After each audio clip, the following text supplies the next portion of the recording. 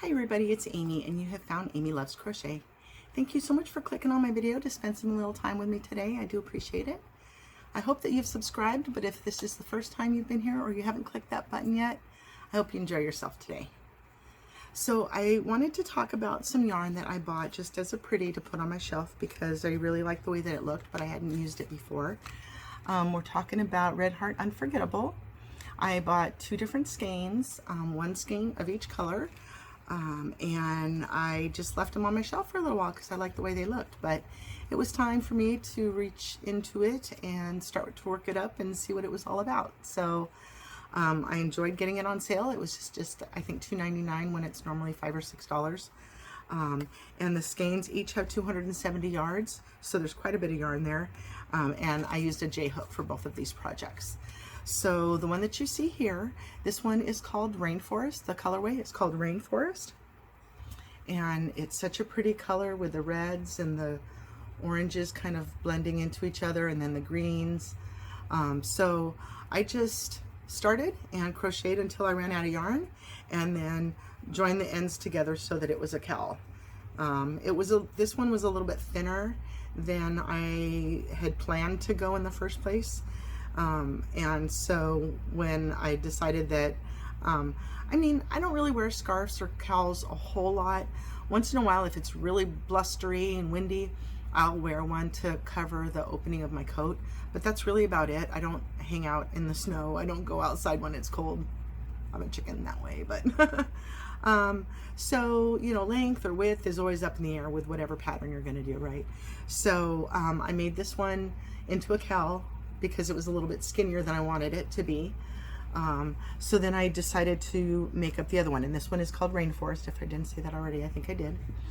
And then this one is called Gotham, and I really liked this one, except that that blue only shows up in two skinny little places. So the colorway on this is just gorgeous. It was kind of dark, I thought, to begin with, but when that blue and that orange pop out there, I really enjoy it. So if I trim just a little bit of the edge off, see, this one's a little bit longer than this one. If I just take off that last row of this gray and a bottom row maybe or two of that purple, then it could be a scarf that was even Steven. But if you at any time wanted to wrap it, then you kind of lose all that blue, and I really like the blue. So I think I'm going to go ahead and join this one as well. I can show you how I join it so that you can decide whether you want to leave yours as a scarf or go ahead and join it and make it a cowl. And I did make this one a little bit wider so that I would have the mental option to keep it a scarf if I wanted to, but I really do want to connect it because generally I would think I'm wearing it like this and I miss the blue. I want to see that blue. So let's go ahead down to the tabletop. I'll show you the bands a little bit closer. I'll show you the colors a little bit closer, and then I'll show you a little tutorial of how you work the stitch up. It's super easy. Alrighty, just another close look at the yarn here. This one was called Rainforest. It is machine wash and dry, which is fantastic. The first one, the one that's in Rainforest here, I did with 4 double V's, and it's about 5.5 inches wide. And then the Gotham one is done with 6 V's, and that one's close to 8 inches. It can get a little stretching in here and be about 8 inches. So yeah, just look at these beautiful colors. And usually when they would go from one to another, you might get a blend like this, but there were a couple of places that we got a true marble, and it felt like a jackpot. Look at that. That's so pretty. Looks like strawberry kiwi or something. So beautiful.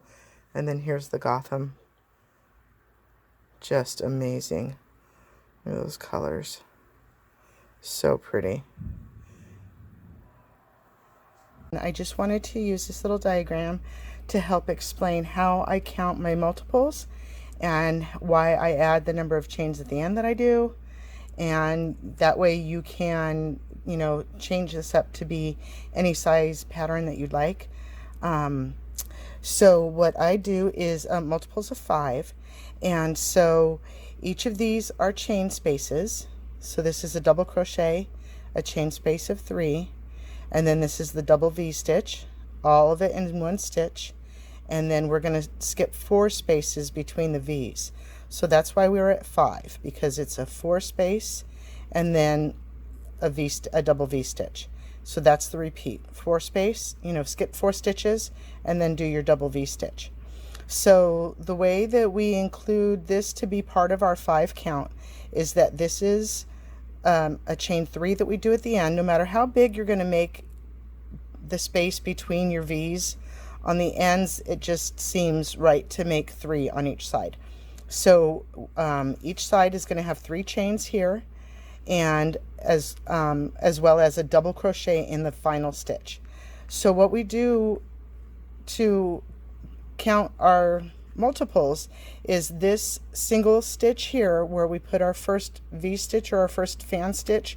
We're going to add that one to this one and this 3. So there's a 5 count, and then each of our repeats is 5 count.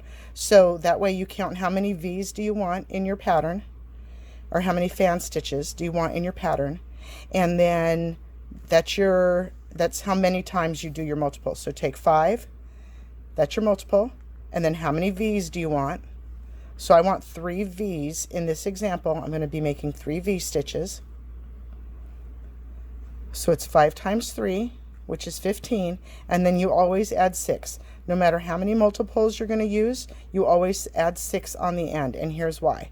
Because we want that 3 chain space to match this chain 3 space that we've got on this side, and then we want a double crochet to match this side, which in the world of crochet, a double crochet can, a chain 3 is used for a double crochet. So if we add 6 to the end of no matter how many patterns we want to repeat, we're going to go 5, 5, 5, 5, 5, 5, 5, and then we're going to add 6 so that we've got our final chain 3, and then these 2, as we chain, we're going to start the work into this stitch. So all of this is going to be standing up now. So that'll be our double crochet, and then we'll have 3 chains here, and then we enter our first, our first stitch is going to be into making this V stitch, and then after that it repeats until the end, where we're going to do just a space of 3 chains and then our final double crochet. So again, this is the count that I used for the sample that I'm going to show you. It is 5 times 3 multiples, and then I added the 6. So I started with 21 chains for this pattern. Okay. All right, once you've got your desired number of chains on your hook, we're going to go ahead and do one of these double V stitches into the 7th chain from our hook. So not counting the one that's on the hook, we're going to say 1, 2, 3, 4, 5, 6, 7, yarn over, go through the stitch, yarn over, pull up, yarn over, pull through 2, yarn over, pull through 2. Do another double crochet in that same spot. And then I'm chaining 2. And then we're going to do another 2 double crochets in that same spot. Yarn over, pull through 2, yarn over, pull through 2. All right, so once you've got that, you can see what your first shell is going to look like, and what I'm counting for the spaces along the edge. Okay, so here's your first 2 double crochets. So this is your border double crochet, and I've allowed 3 chains for that. So here's the top of the double crochet, and then here's 6 chains because I want 3 for my first double crochet, for my border double crochet, and then the other 3 here. 1, 2, 3. Those are going to be the spaces, the space that you created between the edge, the double crochet that's on the edge, and then the 3 spaces here to match the 3 spaces that we're going to do on this other side. Okay, so what you'll do now is skip 4 stitches 1, 2, 3, 4, and into the 5th we're going to do another fan stitch. So yarn over, pull through. This is 2 double crochets. Here's our first double crochet, our second double crochet, and then chain 2 and put 2 more double crochets in that same spot. 1 and 2. Okay. So there's what you're looking like. So for as many of those as you need to do, you're going to skip 4. Here's 1, 2, 3, 4. I'm going to put another fan here. And however many fans you have worked yourself, however many chains you've allotted to count for those number of fans, at the end of your last fan, you should have 4 stitches left, 4 chains left. You're going to skip those 3, and we're going to do a double crochet in that final stitch. So go ahead and do another fan. After this, you're going to skip 4 stitches and then do another double V fan, which is 2 double crochets, chain 2, and then 2 double crochets all into the same spot, and do that all the way across until you get to the end. I'll meet you back. I only have one more, so I'm actually going to keep going, but you'll have paused it and then you'll meet me back. So 1, 2, 3, 4, into that 5th spot we're going to do the fan, which is 2 double crochets, 1 and 2, and then 2 chains, and then 2 more doubles.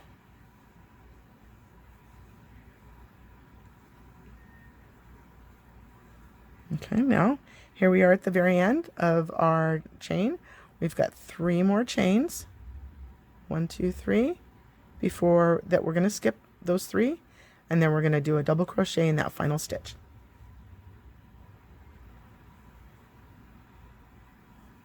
Oops.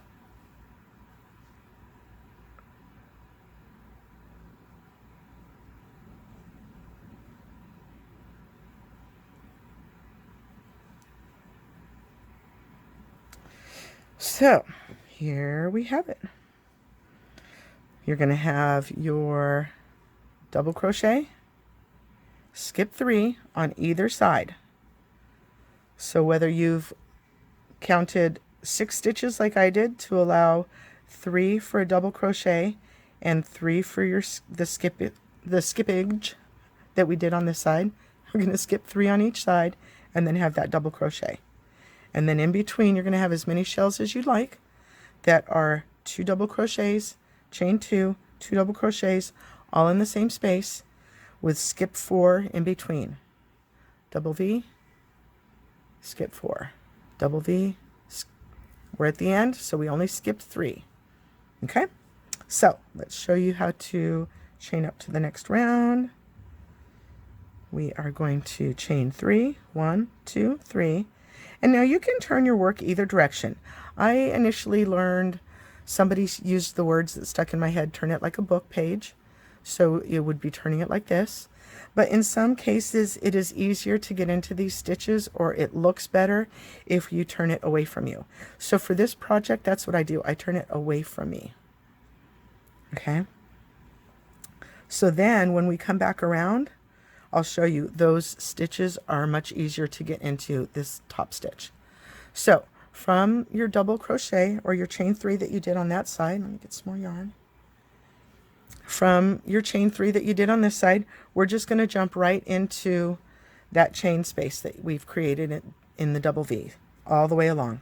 There's not going to be any chains. They're not going to be, I mean, you can consider yourself skipping stitches, but just a fan and a fan is what I say in my head.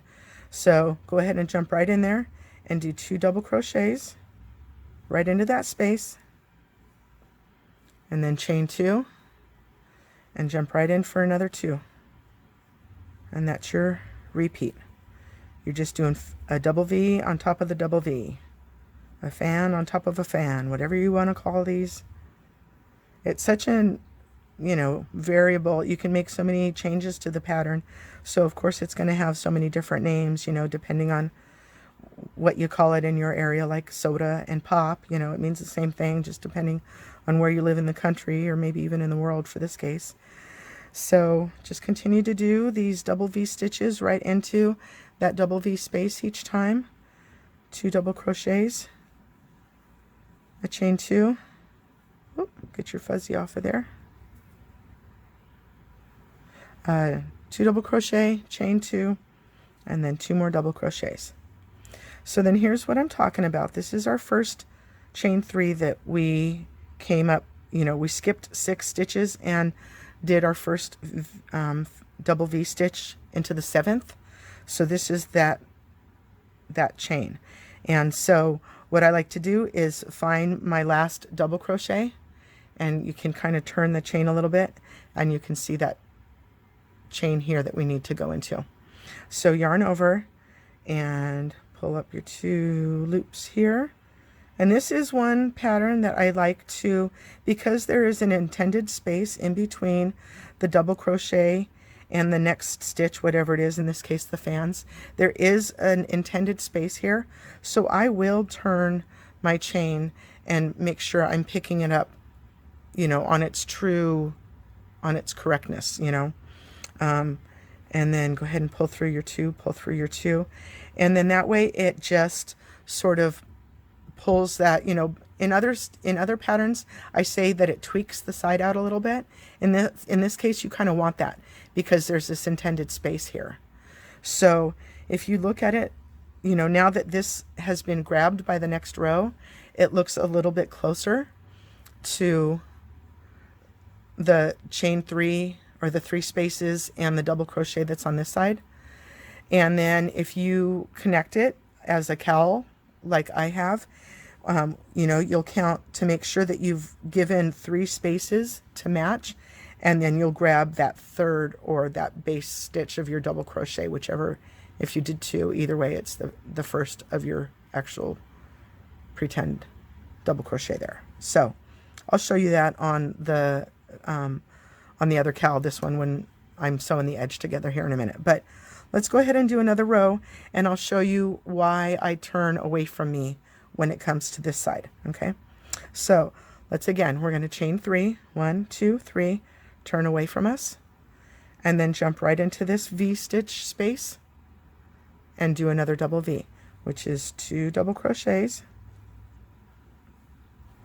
2 chains, and 2 double crochets, all into that space.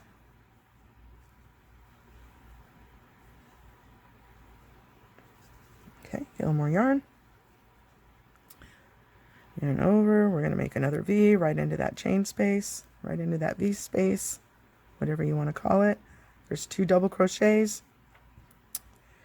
We're going to chain 2. There's another 2 double crochets in the same space.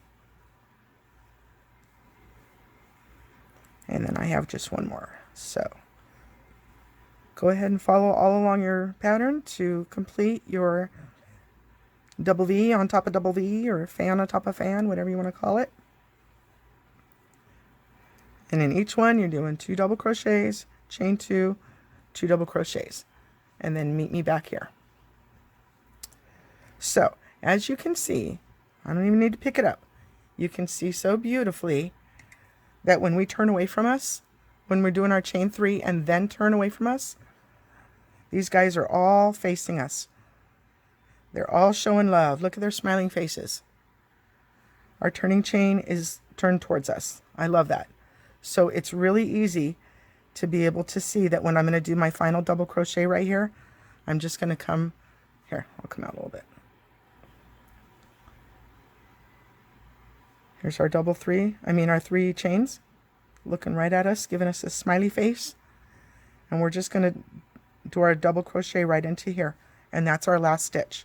And you'll see.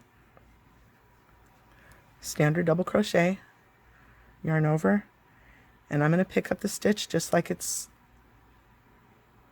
supposed to, if you pardon my supposed to, but just right into the stitch. See, we can see those beautiful chains, and we're just going to go right in there and do our double crochet. Okay.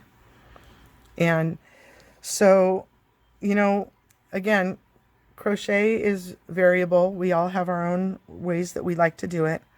I like to grab that chain, and I like to grab it in the way that I just showed you, because I think it pulls the edge a lot more straight.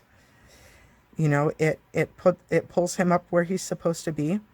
You can certainly just chain into the space and not go into the stitch if you want to. It's much faster that way. You don't have to be so exact and so direct. But in my opinion, in my humble opinion, in my crafter's opinion, I believe it looks better if you go into the chain and go in like I said to. You know, again, when you turn your work away from you, it lines these guys up so that they're looking right at you, and you can go right into that stitch very easily. Okay, I wanted to take this opportunity to remind you, if you didn't know, or point it out if you didn't know, this Unforgettable is a roving yarn. So you're going to have sections where the yarn is super fat and others where it's super thin. And generally speaking, I stay away from roving yarn because I don't like that aspect of it. That's kind of an OCD thing for me. If you're doing a full cluster stitch like my wheat sheaf, not my wheat sheaf, my willow stitch, my willow squares, there's a section of 7 double crochets. So if I were using this yarn with a cluster of 7 double crochets, clearly you would see the difference between the two sizes of yarn. I don't know, maybe you can't on film, but it surely is on my eye. So I generally try to stay away from roving yarns, but and I can't say that honestly I knew this was a roving yarn when looking at the skein. It was just pretty, and I picked it up because it was on sale. So there you go. So as you turn your work, you do your chain 1. That's a personal preference. Because this is thin, I can get away with it, so I'm going to do that. Not all cases can you do that. So what you want to do with the side that we're matching up, remember that the sides are going to be a double crochet all the way along. So you want to account for 3 of the stitches here before you collect a stitch. You want that stitch to be at the base of that double crochet. So here's 1, 2, here's my 3rd stitch, if you can get in there correctly.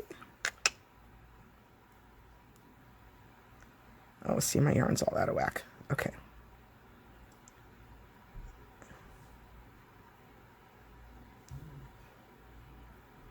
And just do a slip stitch. Okay. And then I go right into that next double crochet. And the first one on this side. And on this one, you can go into the stitch if you'd like to. It, to me, it maintains the look of the scarf a little bit better. Here, let me see if I can come down a little bit. Oops. Anytime you've got like a space, you certainly can go around the space. In some cases, depending on the pattern, I like to actually go into the stitch itself because I think that it looks better on the finished result. So if you wish to go into a space to be easier, that's certainly a choice that you can make. But I'm going to go into the stitch. So we're going to grab our next, the first double crochet on this side, and then go into that next chain, and I grab them both and slip all the way through. Okay, and then I'm going to go into the next double crochet, and I'm going to pick up the next chain that's in this first 3, whoops, and it might be a little bit fiddly, so that's why, depending on your patience level, you may choose to just go into the space. But I am going to pick up my chains on each one. So I've got the full stitch there, and I'm going to pull through all of it. Okay, so now I'm in that space, and my opposing side is the space that my fan's bottom end is in. So I'm going to go ahead in here, and I'm going to go in here and pull through. Now you can choose to just do 1, which matches the 1 stitch that's on the other side here. But if you're going to reach way across to here to start your slip stitches on the next double, then this remaining chain kind of sticks up a little bit, in my opinion. So I go ahead and put a second one in that same spot and just slip on through. And in that case, I do just go into the space because we're just working with a space there. So here's our double crochet. We're going to go into the double crochet, and then we're on the spaces on the opposing side. You can see it's a little bit easier to see. We're going to pick up both loops on that one and grab the yarn and slip on through. All right. See our 2 double crochets here. So then here's my next double crochet, and we are going to find the next one here.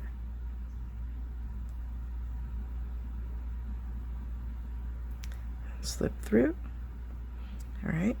And so you're going to get to a point where there's 1 for 1 because you've got 4 skipped on the other side, and you've got 4 that is your double crochets.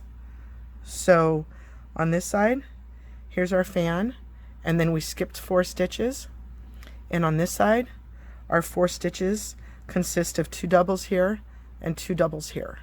So we're using up all of the chains that we skipped between the 2, which is why I like to use 4 skipped chains on this pattern. Some do 5, and then my stitches don't match up. So I like to skip 4 because I've got 2 and 2 double crochets. All right, so then we're just at the center again. We're going to go into the center, and we're going to grab that center spot, and we're going to do that twice. And it just helps us scoot over a little bit to grab that next double crochet. So go into him, and then pick up a chain that's on this side, one of our skip chains, and then pull through everything. Okay, that one's not right. Okay, just pull out. If you need to go back to get your stitch straight, there's nothing wrong with that. Just don't go back too far. Here we go. Okay, so again, I'm grabbing this guy, I'm grabbing a 4th, and then the space to the space. 2 in the space, 2 slip stitches, that is, and then pick up your next double and go into the chain,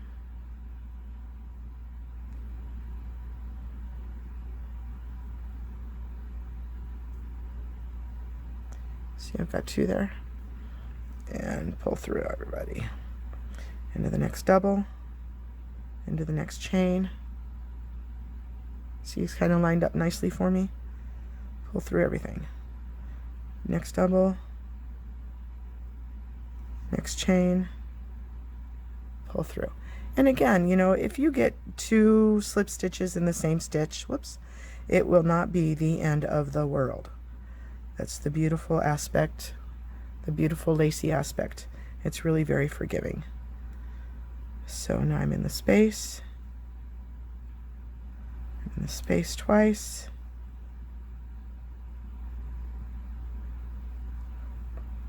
and then go into the doubles.